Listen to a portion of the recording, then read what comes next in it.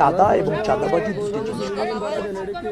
চাঁদাটা কোনো সময় শ্রমিক এবং মালিকদের স্বার্থে তারা তারাই নির্ধারণ করে মানে আমি বুঝাতে সম্ভব করে তারা তাদের কল্যাণে কালেক্ট করে তাদের যে প্রক্রিয়া আছে সেটা তারা আর সেটা একটা কোনো জায়গায় এটাকে চাঁদাবাজি বলা হচ্ছে।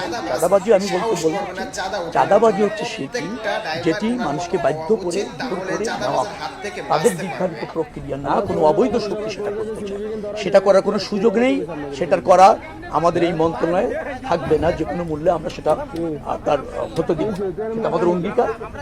কিন্তু যে চাঁদাটাকে কোনো সময় চাঁদাবাজি বলা হয় সেটা অনেক সময় সমঝোতা তারা করে নিয়েছেন পরিবহন মালিকরা, তাদের অর্থ তারা এই হারে কালেক্ট করে তাদের এই কল্যাণে ব্যয় করবে, সেটা আমার জায়গা থেকে রহিত করাটা কোনো সুযোগ থাকে না।